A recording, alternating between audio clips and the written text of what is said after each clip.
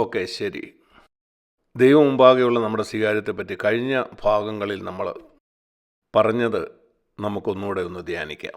അപ്പോസ്തലനായ പൗലോസിൻ്റെ സാക്ഷ്യത്തെക്കുറിച്ച് പറഞ്ഞിട്ട് ഞാൻ ചോദിക്കട്ടെ, നിങ്ങളുടെ ജീവിതത്തിൻ്റെ ഓരോ ദിവസവും ഇപ്രകാരമുള്ള ഒരു സാക്ഷ്യം നിലനിർത്താനായിട്ട് നിങ്ങൾ പരിശ്രമിക്കുന്നവരാണോ? പൗലോസ് പറയുന്നത് കേൾക്കുക. എപ്പോഴും ശുദ്ധമായ ഒരു മനസ്സാക്ഷിയോടെ എങ്ങനെ ജീവിക്കണമെന്ന് അറിയുന്ന ഒരാളാണ് ഇത് പറയുന്നത്, വല്ലപ്പോഴും അല്ല. 1 കൊരിന്ത്യർ 4-ാം അധ്യായം 4-ാമത്തെ വാക്യം. പഴയ നിയമത്തിൽ ആർക്കും ഇത് പറയാനായിട്ട് കഴിഞ്ഞിരുന്നില്ല. നിർഭാഗ്യകരമെന്ന് പറയട്ടെ, ഇന്ന് ക്രിസ്ത്യാനികൾക്ക് ഇത് പറയാൻ കഴിയുന്നില്ല. 1 കൊരിന്ത്യർ 4:4. എനിക്ക് യാതൊരു കുറ്റത്തെക്കുറിച്ചും ബോധമില്ലെങ്കിലും തന്നെക്കുറിച്ച് തന്നെ ദിവസത്തിൻ്റെ 24 മണിക്കൂർ അവനത് പറയാൻ കഴിയുമായിരുന്നു. നിങ്ങൾ കർത്താവിൻ്റെ യഥാർത്ഥ ഒരു ശിഷ്യനാണെങ്കിൽ ആഴ്ചയുടെ 24 മണിക്കൂർ നിങ്ങൾക്ക് പറയാൻ കഴിയണം, വല്ലപ്പോഴുമല്ല 24 മണിക്കൂറും. ഞാൻ ദുഃഖത്തോടെ പറയട്ടെ, അനേക വർഷങ്ങൾ ആരും ഇത് തന്നെ പഠിപ്പിച്ചിരുന്നില്ല. അതുകൊണ്ട് വർഷങ്ങളോളം എനിക്കിത് പറയാൻ കഴിയുമായിരുന്നില്ല. എന്നാൽ ഇന്ന് അതെൻ്റെ ജീവിതത്തിൽ വർദ്ധിച്ചു വന്നുകൊണ്ടിരിക്കുകയാണ്. എൻ്റെ മനസ്സാക്ഷിയിൽ ഒരു പാപത്തെക്കുറിച്ചും എനിക്ക് ബോധ്യമില്ല. ഈ പറയുന്ന നികളമാണെന്ന് ആളുകൾക്ക് പറയാം. പാപകരമായ ജീവിതത്തിൽ ജീവിച്ചുകൊണ്ട് അവർക്ക് എന്തും പറയാം. അത് മറക്കാൻ വേണ്ടി അവർ പറയും, ഓ ഇത്ര നികളിയാകരുത്. പൗലോസ് ഇങ്ങനെ ഒരു കാര്യം പറയുമ്പോൾ നിങ്ങൾ പരിശുദ്ധാത്മാവിനെയാണ് കുറ്റപ്പെടുത്തുന്നത്. പൗലോസിനെ അവൻ നികളിയാക്കിയെന്ന്. എന്നാൽ അതിനാൽ ഞാൻ നീതിമാനെന്ന് വരുന്നില്ല, അതാണ് അവൻ പറയുന്നത്. എന്തുകൊണ്ടാണ്? ഞാൻ അറിയാത്ത പാപം പിന്നെ എന്നിലുണ്ട്. നോക്കൂ, വചനം എത്ര സന്തുലിതമാണ്. അപ്പോഴും ഞാൻ ക്രിസ്തുവിനെ പോലെ ആയിട്ടില്ല. എന്നാൽ എൻ്റെ മനസാക്ഷിയിൽ ബോധ്യമുള്ള എല്ലാ പാപങ്ങളിൽ നിന്നും ഞാൻ മാനസാന്തരപ്പെട്ടു. അതിനർത്ഥം എൻ്റെ മനസാക്ഷിക്ക് ബോധ്യമുള്ള എല്ലാ പാപത്തിനും ഞാൻ മാനസാന്തരപ്പെട്ട് ശുദ്ധീകരണം പ്രാപിച്ചു. യേശുവിൻ്റെ രക്തം എന്നെ ശുദ്ധീകരിക്കുക മാത്രമല്ല, അതെന്നെ നീതീകരിക്കുകയും ചെയ്തു. ദൈവത്തിൻ്റെ മുമ്പിലും മനുഷ്യൻ്റെ മുമ്പിലും എനിക്കൊരു നല്ല മനസാക്ഷിയുണ്ട്. കാരണം എന്നെ വിധിക്കുന്ന കർത്താവ്. ഇത് മനസ്സിലാക്കേണ്ടത് വളരെ പ്രധാനപ്പെട്ടതാണ്. 2 കൊരിന്ത്യർ 2-ാം അധ്യായത്തിലുള്ള മറ്റൊരു വാക്യം കൂടെ നമുക്ക് വായിക്കാം. എപ്പോഴും ഇത് നമ്മുടെയും സാക്ഷ്യമായിരിക്കണം. 2 കൊരിന്ത്യർ 2-ാം അധ്യായം. ഈ വാക്യം മിക്കവാറും ഒരു സഭകളിലും പഠിപ്പിക്കാത്ത ഒരു വാക്യമാണ്. 2 കൊരിന്ത്യർ 2:14. ക്രിസ്തുവിൽ ഞങ്ങളെ എപ്പോഴും, ഇതിലെ പ്രധാന വാചകം എപ്പോഴും എന്നാണ്. 24 മണിക്കൂർ 7 ദിവസവും. എപ്പോഴും എന്നതിന് മറ്റേതെങ്കിലും ഒരു അർത്ഥം കണ്ടെത്താൻ കഴിയുമോ? മിക്കവാറും സമയങ്ങളിലോ വല്ലപ്പോഴുമോ അല്ല. നിങ്ങളും ലക്ഷ്യം വയ്ക്കേണ്ടത് ഇങ്ങനെ പറയാനായിട്ടായിരിക്കണം. ക്രിസ്തുവിൽ ഞങ്ങളെ എപ്പോഴും ജയോത്സവമായി നടത്തുകയും, ഇത് ഞാൻ സ്വയം ഉണ്ടാക്കുന്ന ഒരു ജയമല്ല, ക്രിസ്തു തരുന്നതാണ്. നിങ്ങളവിടെ എത്തിയിട്ടില്ലെങ്കിൽ അവിടെ എത്താനായിട്ട് പരിശ്രമിക്കുക. പൗലോസ് അവിടെ എത്തിയവനായിരുന്നു. ഇത് ക്രിസ്തുവിനെ പോലെ ആകുന്നതല്ല, അത് ക്രിസ്തു വരുമ്പോഴാണ് സംഭവിക്കുന്നത്. നമ്മുടെ മനസാക്ഷിക്ക് ബോധ്യമുള്ള കാര്യങ്ങളിൽ ഈ ഭൂമിയിൽ നടക്കേണ്ട കാര്യമാണിത്. അതിനവൻ ദൈവത്തിന് നന്ദി പറയാം. അവനെ എപ്പോഴും ക്രിസ്തുവിൽ ജയോത്സവമായി നടത്തുന്നവന് അവൻ നടത്തുന്നു. ഞാൻ ഓർക്കുന്നുണ്ട്, എനിക്ക് ഈ പാപത്തിന്മേൽ ജയിക്കാൻ കഴിഞ്ഞുവെന്ന് ഞാൻ പറയുമ്പോൾ കർത്താവ് പറഞ്ഞു, അങ്ങനെ പറയരുത്, ഈ പാപത്തിൽ വീഴാതിരിക്കാനാണ് കർത്താവ് എന്നെ സഹായിച്ചു എന്ന് പറയുക. ഒരേ കാര്യമാണ്, എന്നാൽ അത് വ്യത്യസ്തവുമാണ്. ഞാൻ ഈ പാപത്തെ ജയിച്ചു എന്ന് പറയുന്നു, കർത്താവ് എന്നെ അതിൽ വീഴാതെ സഹായിച്ചു എന്ന് പറയുന്നത്. ക്രിസ്തുവിൽ ഞങ്ങളെ എല്ലായ്പ്പോഴും ജയോത്സവമായി, അതിനകത്തൊരു ബാലൻസ് ഉണ്ട്. ഇതായിരിക്കണം നിങ്ങളുടെ ലക്ഷ്യം. ഇതല്ല നിങ്ങളുടെ ലക്ഷ്യമെങ്കിൽ നിങ്ങൾ പഴയ നിയമത്തിലാണ് ജീവിക്കുന്നത്. പുതിയ നിയമത്തിൻ്റെ നിലവാരം ഉയർന്നതാണെങ്കിൽ നമുക്കത് പ്രാപിക്കാൻ കഴിയും. പൗലോസ് അത് സാക്ഷീകരിക്കുന്നു. ഇവിടെ എവിടെയും ചിലരെ നമുക്ക് കാണാൻ കഴിയുന്നുമുണ്ട്, ആ ജീവിതത്തിൻ്റെ സാക്ഷ്യമുള്ളവരെ. എന്തുകൊണ്ട് നമുക്കത് കഴിയുന്നില്ല? പൗലോസ് പറഞ്ഞ്, എന്നെ അനുഗമിക്കുക, ഞാൻ ക്രിസ്തുവിനെ അനുഗമിക്കുന്നു. അതായിരിക്കണം നമ്മുടെ ജീവിതത്തിൻ്റെ ലക്ഷ്യം. ഞാൻ അനുഗമിക്കുന്ന പോലെ ക്രിസ്തുവിനെ അനുഗമിക്കുക. പറയുക, എത്ര വർഷം എടുത്താലും ഞാൻ അവിടെ എത്തിച്ചേരുക തന്നെ ചെയ്യും. വർഷങ്ങൾക്ക് മുമ്പ് ഞാൻ കർത്താവിനോട് പറഞ്ഞ അതാണ്.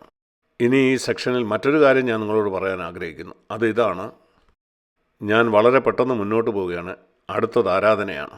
ക്രിസ്തീയ ലോകത്ത് ഏറ്റവും അധികം തെറ്റിദ്ധരിക്കപ്പെട്ടിട്ടുള്ള ഒരു കാര്യമാണിത്. മിക്കവരും പറയുന്നത് സ്തുതിയും ആരാധനയും എന്നാണ്. അതൊരു പക്ഷേ സ്തുതിയായിരിക്കാം, ആരാധനയല്ല. അത് സ്തുതിയും നന്ദി പറയുന്നതുമാണ്, എന്നാൽ ആരാധന അങ്ങനെയല്ല. കാരണം വേദപുസ്തകം അതിനെ അല്ല ആരാധന എന്ന് വിളിക്കുന്നത്. ഒരുപക്ഷെ ആളുകൾ ചോദിക്കും, സാക് ബ്രദറെ, എന്താണ് നീ ഇങ്ങനെയോ അങ്ങനെയോ പറയുന്നത് കൊണ്ട് വ്യത്യാസം? ഉദാഹരണത്തിന് ഒരാൾ പറയുകയാണ്, സഹോദര, ഞാനൊരു പുതിയ കാഡിലാക്കിൻ്റെ കാർ വാങ്ങി, ഇതാണ് അതിൻ്റെ റെസിപ്റ്റ്. നീ ഒരിക്കലും കാഡിലാക്കിൻ്റെ ഒരു കാർ കണ്ടിട്ടില്ല. അങ്ങനെ നീ ഒരു കാർ വാങ്ങാനായിട്ട് ഷോറൂമിലേക്ക് ചെന്നു. അവൻ നിങ്ങൾക്കൊരു സൈക്കിൾ തന്നു, അതിൽ കാഡിലാക്ക് എന്ന് എഴുതിയിട്ടുണ്ട്. അതുകൊണ്ട് നിങ്ങൾ വീട്ടിൽ വന്നു. എന്താ കുഴപ്പം? ഇത് കാഡിലാക്ക് എന്ന് എഴുതിയിട്ടില്ലേ? നീ വഞ്ചിക്കപ്പെട്ടു, അത്രേ ഉള്ളൂ. ഇതുപോലെ പിശാച് നിനക്കൊരു സൈക്കിൾ തന്നിട്ട് അത് കാഡിലാക്ക് കാറാണെന്ന് പറഞ്ഞാൽ യഥാർത്ഥ ആരാധന നിനക്ക് നഷ്ടപ്പെടും. എന്താ കുഴപ്പം? അത് ആരാധന അല്ല എന്നുള്ളതാണ് കുഴപ്പം. വളരെ വിലയുള്ള ഒരു കാര്യം നീ നഷ്ടപ്പെടുത്തി. ആരാധനയാണെന്ന് പറഞ്ഞ് ആരാധന അല്ലാത്ത ഒരു കാര്യത്തെ നീ ആരാധിച്ചു. സൈക്കിളിനെയാണ് നിങ്ങൾ കാഡിലാക്ക് കാറെന്ന് പറയുന്നത്. ലോകപ്രകാരമുള്ള കാര്യത്തിൽ നീ അത് ചെയ്യുമോ? ഒരിക്കലുമില്ല. ഭൗതിക കാര്യങ്ങൾ നീ വളരെ ശ്രദ്ധയോടെ അത് ചെയ്യത്തുള്ളൂ. ദൈവിക കാര്യങ്ങളാണ് നീ ശ്രദ്ധിക്കാത്തത്. ഞാൻ ആളുകളെ വെല്ലുവിളിക്കാറുണ്ട്. ഞാൻ പറയും, ഇത് സാക് ബ്രദറിൻ്റെ ഉപദേശമല്ല. നിങ്ങൾ ഏതെങ്കിലും കൺകോർഡൻസ് എടുത്ത് നോക്കൂ, എവിടെയൊക്കെയാണ് ആരാധന എന്ന പദം രേഖപ്പെടുത്തിയിരിക്കുന്നത്. ദൈവം തന്നെ അന്വേഷിക്കുന്നവർക്കാണ് പ്രതിഫലം കൊടുക്കുന്നത്. ഞാൻ ശ്രദ്ധയോടുകൂടെ പഠിച്ചു പുതിയ നിയമത്തിൽ എവിടെയൊക്കെയാണ് ആരാധന എന്നുള്ള പദം വരുന്നത്. പഴയ നിയമത്തിലല്ല. പോയി എവിടെയൊക്കെയാണ് പഴയ നിയമത്തിലും പുതിയ നിയമത്തിലും ഈ പദം വരുന്നതെന്ന് നിങ്ങൾ ശ്രദ്ധിക്കുക. നിങ്ങൾ തന്നെ ആ വ്യത്യാസം മനസ്സിലാക്കും. ഞാൻ നിങ്ങളെ പഠിപ്പിക്കേണ്ട ആവശ്യമില്ല. മിക്കവാറും ക്രിസ്ത്യാനികൾ ദൈവവചനം പഠിക്കുന്നതിൽ വളരെയധികം മടിയന്മാരാണ്. അതുകൊണ്ടാണ് അവർ തന്നെ ഇത് കണ്ടെത്താത്തത്. അല്ലെങ്കിൽ നിങ്ങളൊരു കൺകോർഡൻസ് എടുത്ത് ഈ പദം എവിടെയൊക്കെയാണ് വരുന്നതെന്ന് നോക്കിക്കേ. സങ്കീർത്തനത്തിൽ അനേക ഭാഗത്ത് ആരാധനയെക്കുറിച്ച് പറയുന്നുണ്ട്. എന്താണത്? കൈ പൊക്കുക, കൈ അടിക്കുക, ഹല്ലേലൂയ പറയുക, ഇങ്ങനെയുള്ള കാര്യങ്ങൾ. അതെല്ലാം ജഡികമാണ്. ദേഹിയുടെ തലത്തിലാണത്, നിങ്ങളുടെ മനസ്സിൻ്റെയും വികാരത്തിൻ്റെയും തലത്തിൽ. ഇത് പഴയ നിയമമാണ്. വൈകാരികമല്ലാതെ ദൈവത്തെ ആരാധിക്കാൻ നിങ്ങൾക്ക് കഴിയുമോ? നിങ്ങൾക്ക് ദൈവത്തെ കൈ ഉയർത്തിയും കൈ ഉയർത്താതെയും ആരാധിക്കാൻ കഴിയുമോ? കൈ അടിച്ചും കൈ അടിക്കാതെയും നിങ്ങൾക്ക് ആരാധിക്കാൻ. രണ്ടു വിധത്തിൽ ഞാൻ ആരാധിക്കാറുണ്ട്. വികാരപ്രകടനമില്ലാതെയും വികാരത്തോടെ എനിക്ക് ദൈവത്തെ ആരാധിക്കാൻ കഴിയും. എനിക്ക് ദൈവത്തെ എൻ്റെ ബുദ്ധി ഉപയോഗിച്ചും ആരാധിക്കാൻ കഴിയും. എൻ്റെ ബുദ്ധി മാറ്റിവെച്ചിട്ടും എനിക്ക് ആരാധിക്കാൻ കഴിയും. എന്നാൽ ഇന്ന് പുതിയ നിയമത്തിൽ ആത്മാവിലാണ് ദൈവത്തെ ആരാധിക്കേണ്ടത്. നമുക്ക് യോഹന്നാൻ്റെ സുവിശേഷം 4-ാം അധ്യായത്തിലേക്ക് പോകാം. 23-24 വാക്യങ്ങൾ. മിക്കവാറും ആളുകൾ മനസ്സിലാക്കിയിട്ടില്ലാത്ത വളരെ പ്രധാനപ്പെട്ട ഒരു വാക്യം. കാരണം അവർ പഠിക്കാൻ ശ്രമിച്ചിട്ടില്ല. ശമര്യക്കാരി സ്ത്രീയോട് യേശു പറഞ്ഞു, നാഴിക വരുന്നു. വളരെ ശ്രദ്ധിച്ചു വായിക്കുക. അത് വരുന്നു, ഇപ്പോൾ വന്നുമിരിക്കുന്നു. രണ്ട് കാര്യം. ചിലപ്പോൾ വിരുദ്ധമായ കാര്യങ്ങൾ അത്ഭുതകരമായ വിധം യേശു പറയാറുണ്ട്. അത് വരുന്നതേ ഉള്ളോ? വന്നോ? ശരി, അത് വരുന്നു, വന്നിരിക്കുന്നു. ഒരു മിനിറ്റ്, അതെന്താണെന്ന് ഞാൻ നിങ്ങൾക്ക് പറഞ്ഞുതരാം. സത്യനമസ്കാരികൾ. നിങ്ങൾക്കൊരു സത്യനമസ്കാരിയാകണോ? പിതാവിനെ ആത്മാവിൽ ആരാധിക്കണം, അതുപോലെ സത്യത്തിലും. സത്യം എന്ന് പറഞ്ഞാൽ യാഥാർത്ഥ്യത്തിൽ, യാഥാർത്ഥ്യമില്ലാതെയല്ല. അങ്ങനെയുള്ളവരെയാണ് പിതാവ് ഇച്ഛിക്കുന്നത്. ഈ വചനം എൻ്റെ ഹൃദയത്തിൽ പിടിച്ചു. ഡാഡി, എൻ്റെ പിതാവേ, അങ്ങ് ഇങ്ങനെയുള്ള ആരാധനക്കാരെയാണോ ഇച്ഛിക്കുന്നത്? അങ്ങനെ ആരെയും നീ കാണുന്നില്ലേ? അതിലൊരാളാകാൻ ഞാൻ ആഗ്രഹിക്കുന്നു. പിതാവിൻ്റെ ഇച്ഛ നിങ്ങളുടെ ജീവിതത്തിൽ സാധ്യമാണെന്ന് നിങ്ങൾ ആഗ്രഹിക്കുന്നുണ്ടോ? യഥാർത്ഥ ആരാധനക്കാരെ അവൻ അന്വേഷിച്ചുകൊണ്ടിരിക്കുകയാണ്. തന്നെ ആത്മാവിൽ ആരാധിക്കുന്നവരെ. ദൈവം ആത്മാവാകുന്നു. അവനെ ആരാധിക്കുന്നവർ ആത്മാവിലാണ് ആരാധിക്കേണ്ടത്, അതുപോലെ സത്യത്തിലും. ആത്മാവിൽ ആരാധിക്കുക എന്താണെന്ന് നാം മനസ്സിലാക്കണം. അതിന് നിങ്ങൾക്ക് ദൈവം മനുഷ്യനെ സൃഷ്ടിച്ചത് എങ്ങനെയാണെന്ന് മനസ്സിലാക്കണം. ദേഹം, ദേഹി, ആത്മാവ്, ഈ 3 ഭാഗങ്ങളുള്ളവനായിട്ടാണ് മനുഷ്യനെ സൃഷ്ടിച്ചത്. ദൈവം ത്രിത്വമാണ്. തൻ്റെ സാദൃശ്യത്തിലാണ് നമ്മെ ദൈവം സൃഷ്ടിച്ചത്. ആത്മാവ്, ദേഹി, ദേഹം. ഇതിൽ ആത്മാവാണ് ഏറ്റവും പ്രധാനം. യോഹന്നാൻ്റെ സുവിശേഷം 3-ാം അധ്യായത്തിൽ നിക്കോദീമോസ് എന്ന പണ്ഡിതനോട് യേശു സംസാരിക്കുന്നത് കാണുന്നുണ്ട്. വീണ്ടും ജനിക്കുക എന്നുള്ള അടിസ്ഥാനപരമായ കാര്യത്തെക്കുറിച്ചാണ് യേശു പറയുന്നത്. എന്നാൽ 5 പ്രാവശ്യം വിവാഹമോചിതയായ ശമര്യക്കാരി ഒരു സ്ത്രീയോട് യേശു ഏറ്റവും ഉയർന്ന സുവിശേഷമാണ് പറയുന്നത്. ആരാധനയെപ്പറ്റി എത്ര അത്ഭുതകരമാണ്! ഈ വിദ്യാഭ്യാസമില്ലാത്ത, എഴുത്തും വായനയും അറിയാത്ത പാപിയായ ഇവളോടാണ് ആരാധനയെക്കുറിച്ച് പറയുന്നത്. അത് മനസ്സിലാക്കാൻ ബുദ്ധിയുടെ ആവശ്യമില്ല. അത് മനസ്സിലാക്കാൻ ബുദ്ധിയുടെ ആവശ്യമുണ്ടായിരുന്നെങ്കിൽ ആരാധനയെക്കുറിച്ച് നിക്കോദീമോസിനോടും വീണ്ടും ജനിക്കുന്നതിനെക്കുറിച്ച് ശമര്യക്കാരി സ്ത്രീയോടും പറയുമായിരുന്നു. നമ്മുടെ വഴികളല്ല ദൈവത്തിൻ്റെ വഴികൾ. അതുകൊണ്ട് വളരെ ബുദ്ധിയുള്ള നിങ്ങൾ ആരാധന എന്താണെന്ന് മനസ്സിലാക്കണം. നിങ്ങളുടെ ബുദ്ധി അല്പനേരത്തേക്ക് മാറ്റിവെക്കുക. ആ ശമര്യക്കാരി സ്ത്രീയെ പോലെ ആയിരിക്കുക. 1 തെസ്സലോനിയർ 5:23. ദൈവം നമ്മെ മുഴുവനും ശുദ്ധീകരിക്കാൻ ആഗ്രഹിക്കുന്നു. നമ്മുടെ ആത്മാവിനെയും ദേഹിയെയും ദേഹത്തെയും. ഇവിടെ നാം കാണുന്നു മനുഷ്യൻ ആത്മാവും ദേഹവും ദേഹിയുമാണെന്ന്. പഴയ നിയമത്തിലെ ഈ സമാഗമന കൂടാരം, അത് മനുഷ്യൻ്റെ ഒരു ചിത്രമാണ് കാണുന്നത്. അതിന് 3 ഭാഗങ്ങളുണ്ട്. അതിവിശുദ്ധ സ്ഥലം, വിശുദ്ധ സ്ഥലം, പ്രാകാരം. പ്രാകാരം എല്ലാവർക്കും കാണാൻ കഴിയും, നമ്മുടെ ശരീരം കാണാൻ കഴിയുന്നത് പോലെ. അതിവിശുദ്ധ സ്ഥലവും വിശുദ്ധ സ്ഥലവും മൂടപ്പെട്ടതാണ്. അത് നമ്മുടെ ആത്മാവിനും ദേഹിക്കും സമാനമാണ്. അത് മറ്റാർക്കും കാണാൻ കഴിയത്തില്ല. ഒരു തിരശ്ശീലമുണ്ട്. ഈ അതിവിശുദ്ധ സ്ഥലവും വിശുദ്ധ സ്ഥലവും വേർതിരിക്കപ്പെട്ടിട്ടുണ്ട്. നിങ്ങൾക്ക് അതിവിശുദ്ധ സ്ഥലത്തേക്ക് പോകാൻ കഴിയില്ല. ഇതുപോലെ തന്നെ മനുഷ്യൻ്റെ ആത്മാവിനും ദേഹിക്കുമിടയിൽ ഒരു തിരശ്ശീല പോലെ എന്തോ ഒരു കാര്യമുണ്ട്. അതുകൊണ്ട് ദൈവത്തിന് തൻ്റെ സാന്നിധ്യം കൊണ്ട് നമ്മളെ നിറയ്ക്കാൻ പറ്റുന്നില്ല. അതുകൊണ്ടാണ് പഴയ നിയമകാലത്ത് പരിശുദ്ധാത്മാവിന് മനുഷ്യൻ്റെ ഉള്ളിൽ വന്ന് വസിക്കാൻ കഴിയാതെ ഇരുന്നത്. എന്നാൽ നാം എബ്രായ ലേഖനം വായിക്കുമ്പം 10-ാം അധ്യായത്തിൽ അതിൻ്റെ 19-ഉം 20-ഉം വാക്യങ്ങളിൽ യേശു തൻ്റെ ദേഹമെന്ന തിരശ്ശീലയിൽ കൂടെ നമുക്ക് അതിവിശുദ്ധ സ്ഥലവും വിശുദ്ധ സ്ഥലവും വേർതിരിച്ചിരുന്ന ആ തിരശ്ശീല പ്രതിഷ്ഠിച്ച ജീവനുള്ള പുതു വഴിയായി നമുക്ക് വേണ്ടിയാണ് ആ തിരശ്ശീല അവൻ കീറിയത്. അതിനെക്കുറിച്ച് പറയുന്നത് തൻ്റെ ദേഹമെന്ന തിരശ്ശീല എന്നാണ്. ആരുടെ ദേഹം? യേശുവിൻ്റെ ദേഹം. അതേക്കുറിച്ചെല്ലാം പറയാൻ എനിക്ക് നേരമില്ല. അടിസ്ഥാനപരമായിട്ട് അത് എൻ്റെ ഇഷ്ടമാണ്. ദേഹം എൻ്റെ ഇഷ്ടത്തെയാണ് കാണിക്കുന്നത്. അത് യേശു വിശ്വസ്തയോടെ തൻ്റെ ജീവിതകാലം മുഴുവനും കൊന്നു.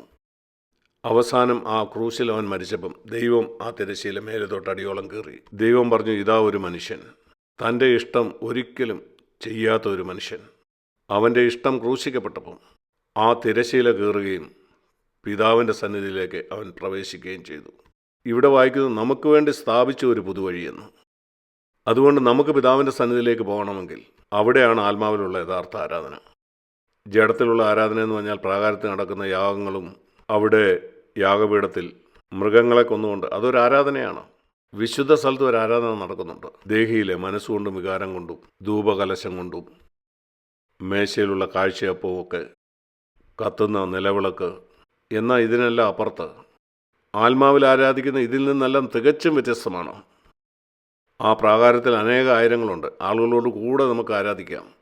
എന്നാൽ ആ വിശുദ്ധ സ്ഥലത്ത് ദൈവത്തെ ആരാധിക്കുന്ന പുരോഹിതന്മാരുണ്ട്. എന്നാൽ അതിവിശുദ്ധ സ്ഥലത്ത് ദൈവം മാത്രമേ ഉള്ളൂ. ഇവിടെ ഈ ദൈവത്തെ നിങ്ങൾക്ക് മടുപ്പാണെങ്കിൽ നിങ്ങൾക്ക് ആരാധിക്കുന്നവനാകാൻ കഴിയില്ല. ആളുകളോട് കൂടെ ആയിരിക്കുന്നതാണ് നിങ്ങൾക്ക് സന്തോഷം തരുന്നതെങ്കിൽ ദൈവത്തെ നിങ്ങൾക്ക് ഒരിക്കലും ആരാധിക്കാൻ കഴിയില്ല. കാരണം അതിവിശുദ്ധ സ്ഥലത്ത് ദൈവം മാത്രമേ ഉള്ളൂ, മറ്റാരുമില്ല. അവർക്ക് ദൈവത്തെ കണ്ടുകൊണ്ടിരിക്കുന്നതിൽ മടുപ്പില്ല. അവർക്ക് എപ്പോഴും മനുഷ്യരോടുകൂടെ ആയിരിക്കണം. നിങ്ങളോട് തന്നെ ചോദിക്കുക, നിങ്ങൾക്ക് എപ്പോഴും മനുഷ്യനോടുകൂടെ ആയിരിക്കണോ ദൈവത്തോടുകൂടെ ആയിരിക്കണോ? അതാണ് തെളിയിക്കുന്നത് നിങ്ങൾ അതിവിശുദ്ധ സ്ഥലത്ത് ആരാധിക്കാൻ യോഗ്യനാണെന്ന്. ആളുകളോടുകൂടെ മാത്രമേ അതിന് സാധ്യമാകത്തുള്ളെങ്കിൽ നിങ്ങൾ പ്രാകാരത്തിൽ ആരാധിക്കുന്നവനാണ്. അതിവിശുദ്ധ സ്ഥലത്ത് ദൈവം മാത്രമേ ഉള്ളൂ. യേശു തൻ്റെ പിതാവിനോടുകൂടെയുള്ള ആരാധനയിലായിരുന്നു. പുതിയ നിയമത്തിൽ ദൈവം നമുക്ക് തന്നിരിക്കുന്ന വലിയൊരു പദവിയാണിത്. ഞാൻ ദൈവസന്നിധി വരുമ്പം അവിടെ മറ്റാരുമില്ലെങ്കിലും എനിക്ക് ദൈവത്തോടൊപ്പം തനിയെ ഇരിക്കാനായിട്ട് കഴിയും. പുതിയ നിയമത്തിൻ്റെ പൂർണ്ണതയിലേക്ക് കടന്നിരിക്കുന്ന ഒരുവൻ്റെ ലക്ഷണമാണത്. അതെനിക്കും നിങ്ങൾക്കുമുള്ള ഒരു ബഹുമതിയാണ്. നിങ്ങൾ അവിടെയാണെങ്കിൽ പാപത്തെ നിങ്ങൾക്ക് ഈസിയായിട്ട് ജയിക്കാൻ കഴിയും. ദൈവഹിതം അറിയാൻ പ്രയാസമില്ലായിരിക്കും. അവൻ്റെ ഇഷ്ടം ചെയ്യാനുള്ള ശക്തി നിങ്ങൾക്ക് ലഭിക്കും. അവനെ സേവിക്കാനുള്ള ശക്തി നിങ്ങൾക്ക് കിട്ടും. നിങ്ങളെ വിളിച്ചിരിക്കുന്ന ഏത് ശുശ്രൂഷയും ചെയ്യാൻ നിങ്ങൾക്ക് കഴിയും. നിങ്ങൾ അന്തർമുഖനോ നാണമുള്ളവനോ ആയിരിക്കില്ല. അവനെക്കുറിച്ച് പറയാൻ നിങ്ങൾക്ക് മടിയുണ്ടാകുകയില്ല. നിങ്ങൾക്ക് ഭയമുണ്ടായിരിക്കില്ല. അത് പ്രാകാരത്തിലുള്ളവർക്കാണ്. വിശുദ്ധ സ്ഥലത്തുള്ളവർക്കും ആളുകളുടെ മാനവും ബഹുമാനവും ഒക്കെ നേടാൻ ആഗ്രഹം കാണും. അതിവിശുദ്ധ സ്ഥലത്ത് ജീവിക്കുന്നവൻ ഒരു മനുഷ്യൻ്റെ മാനം ആഗ്രഹിക്കുന്നില്ല. കാരണം അവിടെ ദൈവം മാത്രമേ ഉള്ളൂ. എൻ്റെ സഹോദരി സഹോദരന്മാരെ, നിങ്ങൾ അവിടെ എത്തിയാൽ അവിടെ എത്താനുള്ള വഴിയാണ് യേശു ക്രിസ്തു നമുക്ക് വേണ്ടി അനാച്ഛാദനം ചെയ്തത്. അവിടെ എത്താനുള്ള അവകാശമാണ് പിശാച് നമ്മളിൽ നിന്ന് കവർന്നു കളഞ്ഞത്. അവനൊരു സൈക്കിൾ തന്നിട്ട് ഇതാണ് കാടിലെ കാറെന്ന് പറയുന്നു. ഇതുപോലെയാണ് നമ്മൾ സ്തുതിയും ആരാധനയും എന്ന് പറയുന്നത്. തികച്ചും ബുദ്ധിശൂന്യത. അത് നന്ദിയും സ്തുതിയുമാണ്. ദൈവത്തെ നാം സ്തുതിക്കേണ്ട ആവശ്യമുണ്ട്. അവൻ നമുക്ക് ചെയ്തതിനെ ഓർത്ത് അതിൻ്റെ ആവശ്യമുണ്ട്. അവൻ ആരാണെന്ന് ഓർത്ത് നന്ദി എന്ന് പറഞ്ഞാൽ അവൻ ചെയ്തതിനെ ഓർത്ത് നന്ദി രേഖപ്പെടുത്തുക. അവൻ ആരാണെന്ന് ഓർത്ത് അവനെ സ്തുതിക്കുക. ആരാധന എന്ന് പറഞ്ഞാൽ ഇതിൽ നിന്നെല്ലാം വ്യത്യസ്തമാണ്. അതിന് യേശുവിനെ ആ തിരശ്ശീല കീറേണ്ട ആവശ്യമുണ്ടായിരുന്നു. അതാണ് യേശു ഇത്. നമ്മളെ സംബന്ധിച്ചിടത്തോളം ഇത് തന്നെ ആവശ്യമാണ്. എബ്രായർ 12 നാം വായിക്കുന്നത് ഇവിടെ പറയുന്നു, നമുക്കും യേശുവിൻ്റെ ഈ കാൽച്ചുവടിൽ തന്നെ നടക്കണം. വിശ്വാസത്തിൻ്റെ നായകനും പൂർത്തി വരുത്തുന്നവനുമായ യേശുവിനെ നോക്കിക്കൊണ്ട് നിങ്ങൾക്കിത് മനസ്സിലാകുന്നുണ്ടോ? തൻ്റെ മുമ്പിൽ വെച്ചിരുന്ന സന്തോഷം ഓർത്ത് അവൻ ക്രൂശ് സഹിച്ചു. ഞാൻ എൻ്റെ വാക്കിലത് പറയാം. അവൻ ആ തിരശ്ശീല കീറാൻ തയ്യാറായി. അതായിരുന്നു ആ ക്രൂശ് തൻ്റെ 33.5 വർഷത്തെ ജീവിതത്തിൽ. അതവൻ ചെയ്തത് തൻ്റെ മുമ്പിൽ വെച്ചിരുന്ന സന്തോഷം ഓർത്തുകൊണ്ടാണ്. സങ്കീർത്തനം 16:11 തൻ്റെ സന്നിധിയിൽ സന്തോഷത്തിൻ്റെ പരിപൂർണതയുണ്ട്. അത് പ്രാകാരത്തിലല്ല, വിശുദ്ധ സ്ഥലത്തുമല്ല. സങ്കീർത്തനത്തിൽ വായിച്ച പോലെ അത് ദൈവസന്നിധിയിലാണ്. ആ സന്തോഷ പരിപൂർണതയായിരുന്നു യേശുവിന് വേണ്ടിയിരുന്നത്. അതിന് തിരശ്ശീല കീറിയേ മതിയാവുള്ളായിരുന്നു. അതാണ് യേശു ചെയ്തത്. എൻ്റെ സഹോദരി സഹോദരന്മാരെ, ഞാൻ പറയട്ടെ, വളരെ പരിതാപകരമായ ഒരു റോമാ ജയിലിൽ ഇരുന്നുകൊണ്ടാണ് എപ്പോഴും സന്തോഷിപ്പീനെന്ന് പറഞ്ഞത്. കാരണം അവൻ ദൈവസന്നിധിയിലാണ് വസിച്ചത്. അവിടെയായിരുന്നു അവൻ്റെ അതിവിശുദ്ധ സ്ഥലം. നിങ്ങൾക്ക് എപ്പോഴും കർത്താവിൽ സന്തോഷിക്കാൻ കഴിയുന്നില്ലെങ്കിൽ നിങ്ങൾ നിങ്ങളോട് തന്നെ പറയണം, എൻ്റെ ജഡത്തിൻ്റെ ഈ തിരശ്ശീല കീറാനായിട്ട് എനിക്ക് മനസ്സില്ല. യേശു നിങ്ങൾക്ക് വേണ്ടി ഇനോഗ്രേറ്റ് ചെയ്ത ആ വഴിയെ പോകാൻ നിങ്ങൾ തയ്യാറല്ല. യേശു ആ തിരശ്ശീല കീറിക്കഴിഞ്ഞു. എന്നാൽ ആ വഴി നിങ്ങൾ എല്ലാ ദിവസവും തിരഞ്ഞെടുക്കണം. നിങ്ങളുടെ ജഡത്തിൻ്റെ തിരശ്ശീല കീറിക്കൊണ്ട്. നിങ്ങൾ ആ തിരശ്ശീല കീറിയാൽ നിങ്ങൾ ആ അതിവിശുദ്ധ സ്ഥലത്തെത്തുമെന്ന് ഞാൻ ഉറപ്പ് തരാം. നിങ്ങൾ കർത്താവിലുള്ള ആ സന്തോഷം അനുഭവിക്കും. ഇത് നിശ്ചയമാണ്. അതായിരിക്കണം നിങ്ങളുടെ ലക്ഷ്യം. ഈ ആരാധനയുടെ അടുത്ത് നമുക്കെങ്ങനെ പ്രവേശിക്കാനായിട്ട് കഴിയും? റോമാലേഖനം 12-ാം അധ്യായം.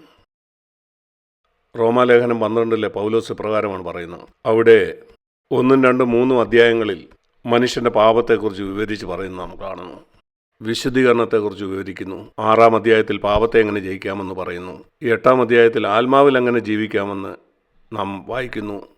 ദൈവത്തിൻ്റെ സർവ്വശക്തിയെക്കുറിച്ചും വിശ്വസ്തയെക്കുറിച്ചും ദൈവത്തിൻ്റെ നീതിയെക്കുറിച്ചും 9, 10, 11 അധ്യായങ്ങളിൽ വായിക്കുന്നു. എന്നിട്ട് 12-ാം അധ്യായത്തിൽ ഈ ദൈവത്തിൻ്റെ എല്ലാ മനസ്സലിവിനെ ഓർപ്പിച്ചുകൊണ്ട് അവൻ പറയുകയാണ്, എങ്ങനെ നമുക്ക് ദൈവത്തെ ആരാധിക്കാം. നിങ്ങളുടെ ശരീരങ്ങളെ ജീവനും വിശുദ്ധിയുമുള്ള ഒരു യാഗമായിട്ട് ദൈവത്തിന് സമർപ്പിക്കണം. അത് ദൈവത്തിന് പ്രസാദകരമാണ്. കാരണം ഇതാണ് ശരിയായിട്ടുള്ള ആത്മാവിലുള്ള ആരാധന. ശമരിയക്കാരി സ്ത്രീയോട് യേശു പറഞ്ഞത് ഇവിടെ നമുക്ക് കാണാനായിട്ട് കഴിയും. ആത്മാവിലാണ് ദൈവത്തെ ആരാധിക്കേണ്ടത്. നിങ്ങളുടെ ശരീരത്തിൻ്റെ എല്ലാ ഭാഗവും ദൈവത്തിന് സമർപ്പിക്കുമ്പോൾ, പഴയ നിമിത്തം ഒരു കാളയെ പല ഖണ്ഡങ്ങളായിട്ട് വിഭജിക്കുന്നത് പോലെ ഞാൻ എന്നെ സമർപ്പിക്കുന്നു. കർത്താവെ, ഞാൻ നിനക്ക് വേണ്ടി എല്ലാം തരുന്നു എന്നല്ല, അത് കണ്ണമായിട്ട് വേണം സമർപ്പിക്കാൻ.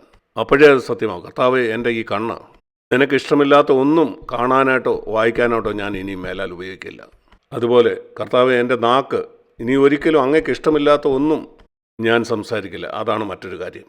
കർത്താവെ, എൻ്റെ ഈ കൈ നിനക്ക് ഇഷ്ടമില്ലാത്ത ഒന്നും അതുകൊണ്ട് ഞാൻ ഇനി ചെയ്യില്ല. അങ്ങനെ കണ്ണമായിട്ട് അത് യാഗപ്പെടുത്തി വയ്ക്കുക. അപ്പോളെ നിങ്ങൾ നിങ്ങളെ സമർപ്പിക്കുന്നു എന്ന് പറയും, സ്വയം വഞ്ചനയാകാതിരിക്കുകയുള്ളൂ. അത് മുറിച്ചു മാറ്റുക. യാഗപീഠത്തിൽ കാളയെ ഖണ്ഡങ്ങളാക്കിയതുപോലെ അപ്പോളേ തീ ഇറങ്ങത്തുള്ളൂ. ആ തീ ഇറങ്ങുന്നില്ലെങ്കിൽ നിങ്ങൾ നിങ്ങളെ തന്നെ സമർപ്പിച്ചവരല്ല. അതുകൊണ്ടാണ് നിനക്ക് ആരാധിക്കാൻ കഴിയാത്തത്. നിങ്ങൾക്ക് പാടാം, നന്ദി പറയാം, നിങ്ങൾ നിങ്ങളെ തന്നെ വഞ്ചിച്ചുകൊണ്ടിരിക്കുകയാണ്. സൈക്കിൾ കാടിലെ കാറാണെന്ന് പറയുന്ന പോലെ അനേകായിരങ്ങൾ ഈ സ്വയവഞ്ചനയിൽ ജീവിക്കുകയാണ്. ആ കൂട്ടത്തിൽ നിങ്ങളാകരുത്. യഥാർത്ഥ ആരാധനയിലേക്ക് വരിക. നിങ്ങളുടെ ശരീരത്തിൻ്റെ മുഴുവൻ ഭാഗവും ഒരു ജീവനുള്ള യാഗമാക്കി തീർക്കുക. നിങ്ങളുടെ ജീവിതത്തിൻ്റെ എല്ലാ ദിവസവും ഇതുപോലുള്ള ഒരു ആരാധനക്കാരനായിരിക്കുക. സകലതും യാഗപീഠത്തിലാണെന്ന് ഉറപ്പുവരുത്തുക. അതുമാത്രമല്ല, നിങ്ങളുടെ മനസ്സ്, ദേഹം, ദേഹി, ആത്മാവ്, നിങ്ങളുടെ മനസ്സ് അത് ദിനം പ്രതി പുതുക്കിക്കൊണ്ടിരിക്കണം, പുതിയതാക്കിക്കൊണ്ടിരിക്കണം. എങ്ങനെ എൻ്റെ മനസ്സിനെ പുതുക്കാൻ എനിക്ക് കഴിയും? എൻ്റെ മനസ്സ് ദൈവവചനത്തോട് ഒത്തുപോകുന്നതാക്കിക്കൊണ്ടിരിക്കുക. ദൈവം ഒരു കാര്യം പറയുമ്പം എൻ്റെ ജഡം അത് അംഗീകരിക്കില്ല. അപ്പം ഞാൻ പറയും, അതിനെ ഞാൻ ക്രൂശിച്ച് കളയും. ഞാൻ പറയും, അതാണ് ദൈവത്തിൻ്റെ വഴി, ഞാനത് അംഗീകരിക്കുന്നു. ഉദാഹരണത്തിന്, പിറുപിറുപ്പും വാദവും ഇല്ലാതെ എല്ലാം ചെയ്യാനായിട്ട് ദൈവവചനം പറയുന്നു. ഫിലിപ്പിയർ 2:14. ഞാനത് എൻ്റെ ജീവിതത്തിൻ്റെ ലക്ഷ്യമായി എടുക്കണം. എൻ്റെ നാവ് കൊണ്ട് ഞാൻ പിറുപിറുക്ക് പരാതിപ്പെടുകയും ചെയ്യില്ല. എൻ്റെ ഹൃദയം, നാവിനെ നിയന്ത്രിക്കാൻ കഴിഞ്ഞാലും ഹൃദയത്തിൽ എനിക്ക് പിറുപിറുക്കാം. യോഗ ചെയ്ത് എനിക്ക് നാവിനെ നിയന്ത്രിക്കാൻ കഴിയും. എന്നാൽ യോഗ ചെയ്ത് നിങ്ങളുടെ ഹൃദയത്തെ ശുദ്ധീകരിക്കാൻ നിങ്ങൾക്ക് കഴിയത്തില്ല. പരാതിയും പിറുപിറുപ്പും ഹൃദയത്തിലാണ് സംഭവിക്കുന്നത്. ഒരു ബുദ്ധിസ്റ്റിനോ യോഗിക്കോ നാവിനെ നിയന്ത്രിക്കാൻ കഴിഞ്ഞെന്ന് വരും. അതുകൊണ്ട് അത് നിങ്ങളുടെ ഹൃദയത്തിൽ നിന്ന് പോയി എന്നർത്ഥമില്ല. എന്നാൽ നിങ്ങളുടെ ലക്ഷ്യം ഒരിക്കലും പിറുപിറുക്കുകയും കംപ്ലൈൻറ്റ് ചെയ്യാതിരിക്കുകയും ചെയ്യുന്നതാണെങ്കിൽ അതിന് നിങ്ങളുടെ മനസ്സിനെ നിങ്ങൾ പുതുക്കിക്കൊണ്ടിരിക്കണം. ദൈവം ചിന്തിക്കുന്ന പോലെ ചിന്തിക്കാൻ. യേശു ഒരിക്കലും പിറുപിറുക്ക് പരാതിപ്പെടുകയോ ചെയ്തില്ല. പ്രിയ സഹോദരി സഹോദരന്മാരെ, പുതിയ നിയമത്തിലൂടെ ഈ അത്യുന്നതമായ കാര്യം ചെയ്യാനായിട്ടാണ് ദൈവം നമ്മളെ വിളിച്ചിരിക്കുന്നത്. എന്നാൽ പിശാച് നിരന്തരം പറയും, ഇത് സാധ്യമല്ല, ഇത് സാധ്യമല്ല, ഇത് സാധ്യമല്ല. നിങ്ങളുടെ ജീവിതകാലം മുഴുവനും ഒരു പുതിയ നിയമസഭയിൽ ഇരുന്ന ശേഷവും നിങ്ങൾ ഇത് ലക്ഷ്യം വയ്ക്കുക പോലും ചെയ്യാതെ ജീവിക്കും. കർത്താവെ, എന്ത് വില കൊടുത്തിട്ട് ഞാൻ ഈ പുതിയ നിയമത്തിൽ എത്തുമെന്ന് നിങ്ങൾ തീരുമാനിക്കുന്നില്ലെങ്കിൽ, അതുകൊണ്ട് നിങ്ങൾ നിങ്ങളോട് തന്നെ ഈ കാര്യം ഏറ്റു പറഞ്ഞുകൊണ്ടിരിക്കണം. എൻ്റെ ചുറ്റുമുള്ള ആരും ഈ കാര്യത്തിൽ താല്പര്യമില്ലാത്തവരായിട്ടിരുന്നാലും ഞാൻ അവിടെ എത്തുവാൻ ആഗ്രഹിക്കുന്നു. ഇപ്രകാരം ഒരു സഭയുമില്ല, ആ സഭയിലിരിക്കുന്ന എല്ലാവരും ഈ ജീവിതത്തിൽ എത്തുവാനായിട്ട് ആഗ്രഹിക്കുന്നതായിട്ട്. നിരന്തരം ഇതേപ്പറ്റി അവർ കേട്ടാലും ഇത് വ്യക്തിപരമായൊരു കാര്യമാണ്. നിങ്ങൾ നിങ്ങളുടെ ജീവിതത്തിൽ തീരുമാനമെടുക്കും. ആരെങ്കിലും എൻ്റെ പിന്നാലെ വരുന്നെങ്കിൽ അവൻ തൻ്റെ ക്രൂശ് എടുക്കട്ടെ. ഇതെല്ലാവരും കൂടി എടുക്കുന്ന ഒരു ക്രൂശല്ല. നമുക്ക് ഒരുമിച്ച് പ്രാർത്ഥനയ്ക്ക് വരാം, എന്നാൽ ഒരുമിച്ച് ക്രൂശ് എടുക്കാൻ കഴിയില്ല. അത് വ്യക്തിപരമാണ്. ഓരോ ദിവസവും നീ തന്നെ തിരഞ്ഞെടുക്കണം. രാവിലെ എഴുന്നേൽക്കുന്ന സമയം മുതൽ ആ ദിവസം മുഴുവനും യേശു പോയ ആ വഴിയിൽ കൂടെ നടക്കണം. ആ തിരശ്ശീല ചിന്തിക്കൊണ്ട് അവൻ തുറന്ന ആ വഴിയെ കൂടെ. അതാണ് യഥാർത്ഥ ആരാധന. അവസാനമായിട്ട് എനിക്ക് പറയാനുള്ളത്, ആരാധനയെപ്പറ്റി ആദ്യമായി ദൈവവചനത്തിൽ പറയുന്ന 2 കാര്യങ്ങൾ. ഒന്നാമത് അത് ഇയ്യോബിൻ്റെ പുസ്തകത്തിലാണ്. ഇയ്യോബിൻ്റെ പുസ്തകം 1-ാം അധ്യായം. ഇയ്യോബ് അബ്രഹാമിന് മുമ്പ് ജീവിച്ച ആളാണ്.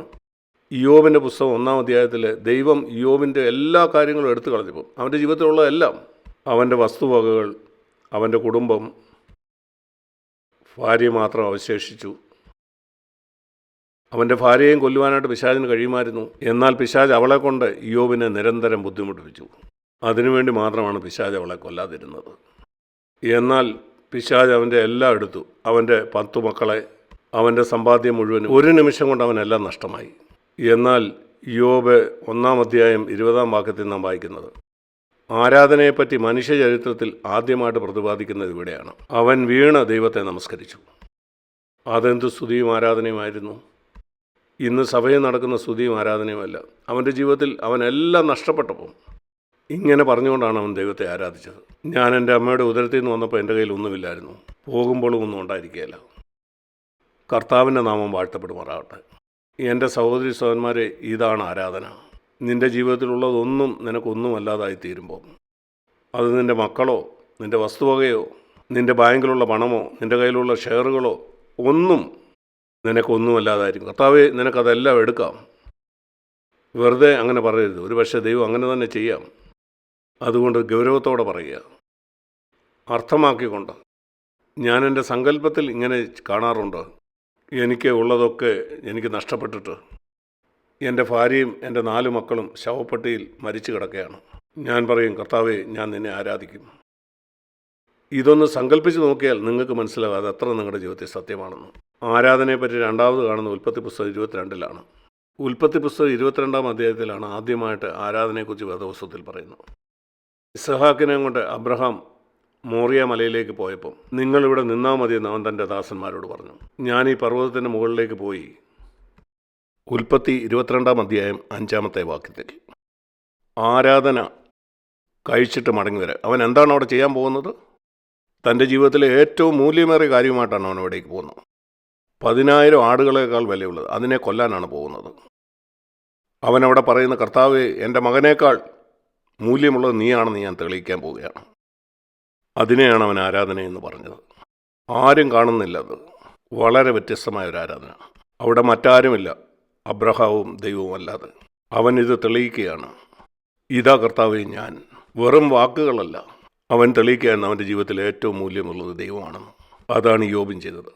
പ്രിയ സഹോദരി സഹോദരന്മാരെ, ഇതിൽ കുറഞ്ഞതൊന്നുമല്ല യഥാർത്ഥ ആരാധന. നിങ്ങൾ ദൈവത്തോട് പറയണം, കർത്താവെ, ആരെക്കാളും എന്തിനേക്കാളും മൂല്യതയുള്ളത് നീയാണ്. നിനക്കിതെല്ലാം എടുക്കാം.